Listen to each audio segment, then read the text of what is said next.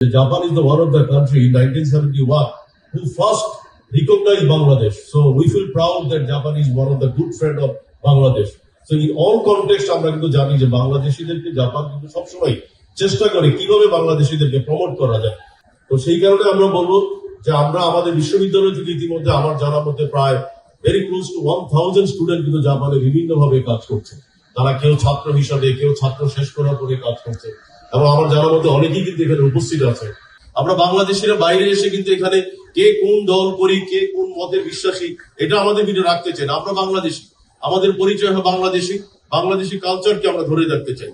তো জাপান হোক একটা বিশ্বের সবচেয়ে মডেল, যাতে এই মডেলটা সারা পৃথিবীতে কিন্তু আমরা মনে করি মডেল আকারে আমরা ছড়িয়ে দিতে পারি। তাহলে পৃথিবীর কোন দেশে কিন্তু রাজনৈতিক কারণে বা মতভেদের কারণে, মতামতের কারণে আমাদের ভিতরে বিভেদটুকু থাকবে না।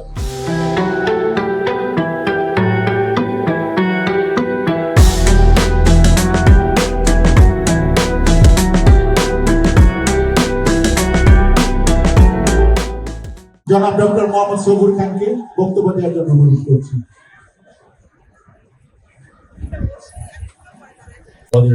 Very good afternoon and also the konnichiwa. আমরা সবাই জানি যে আমরা আজকে এখানে উপস্থিত হওয়ার পিছনে মূল কারণ হচ্ছে আমরা পহেলা বৈশাখ, দ্যাট ইজ আমাদের নতুন নববর্ষ, আমরা একটু দেরিতে হলো কারণ ছুটির কারণে জাপানি কমিউনিটি সবাই অংশগ্রহণ করতে পারার কারণেই কিন্তু আজকে অফিসিয়ালি আমরা উদযাপন বা অফিসিয়ালি আপনারা উদযাপন করছেন।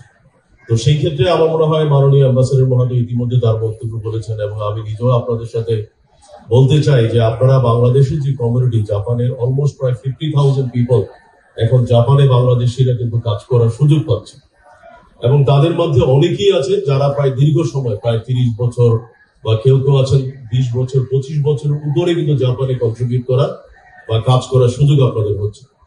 এই জায়গাতে আমি আপনাদেরকে বিনীত অনুরোধ করতে চাই যে আজকে শুধুমাত্র নববর্ষ উদযাপন না, একই সাথে যদি আমরা এই কমিটমেন্টটুকু করি, যেটা অ্যাম্বাসেডর মহোদয় খুব চমৎকার ভাবে তার বক্তব্য বলেছেন যে জাপানিদের যে কালচার, জাপানিদের যে এডিকুয়েট টেকনোলজিক্যাল ডেভেলপমেন্ট, সারা পৃথিবীতে তাদের যে নেতৃত্ব সুলভ মনোভাব এবং তারা টেকনোলজি এবং বিহেভ দিয়ে তারা সারা পৃথিবীতে যেভাবে জয় করছে, সেখানে কিন্তু বাংলাদেশিরা, আমরা বা আপনারা যারা এই 50,000-এর অধিক লোক এখানে কাজ করার সুযোগ পাচ্ছে, সবাই যদি আমরা একটু একত্রিত হয়ে আমরা কাজ করি, তাদের থেকে যে কালচার, যে নর্মস, যে এটিকুয়েট গুলা শিখার যে সুযোগগুলো আমরা পাচ্ছি, সেগুলোকে যদি আমরা বাংলাদেশিদের মাঝে, আপনারা আপনাদের পরিবার, আপনাদের ছোট ভাই, আপনাদের প্রতিবেশী দেশে যারা আছে সবাইকে যদি আপনারা একটু সুন্দরভাবে যদি আপনারা একটু ট্রেনিং বা গাইডলাইন গুলো দিয়ে দেন, তাহলে সুবিধাটা যেটা হবে, আপনারা জানেন যে জাপানে কিন্তু প্রতিনিয়ত কিন্তু লোক সংখ্যা কমে যাচ্ছে।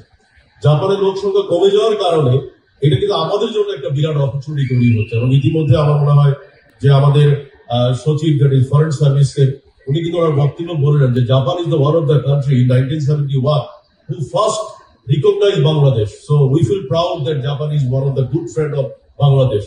So in all context আমরা কিন্তু জানি যে বাংলাদেশীদেরকে জাপান কিন্তু সবসময় চেষ্টা করে কিভাবে বাংলাদেশীদেরকে প্রমোট করা যায়, কিন্তু আমরাও কিন্তু আমাদের দিক থেকে এগিয়ে আসতে হবে।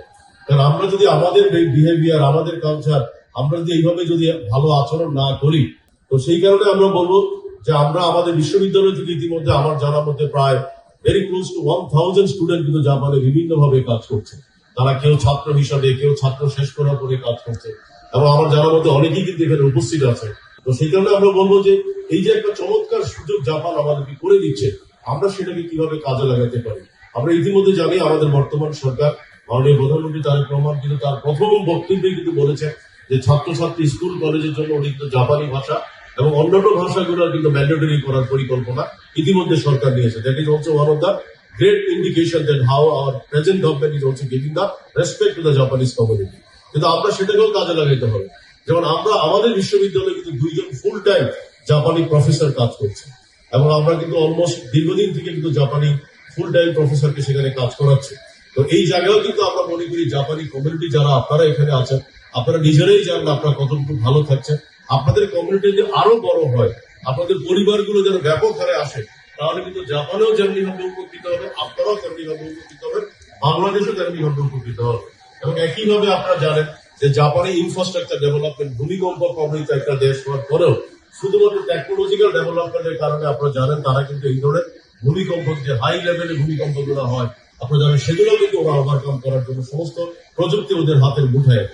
তো সেই কারণে আমরা বলবো যে জাপান এমন একটি দেশ যেখানে প্রতিটি মুহূর্তে প্রতিটি স্টেপে কিন্তু শিখার সুযোগ আছে, এবং সেই সুযোগগুলো কিন্তু আপনারা আপনাদের কমিউনিটিতে, বাংলাদেশ কমিউনিটিতে আপনারা যদি একটু স্প্রেড করেন, কারণ আমরা নিজেরাও জানি বাংলাদেশ এমবেসি কিন্তু প্রতিনিয়ত কাজ করে, কারণ it's a great opportunity for Bangladesh embassy also, যে কিভাবে বাংলাদেশিদেরকে ব্যাপকভাবে জাপানে প্রোভাইড করা যায়।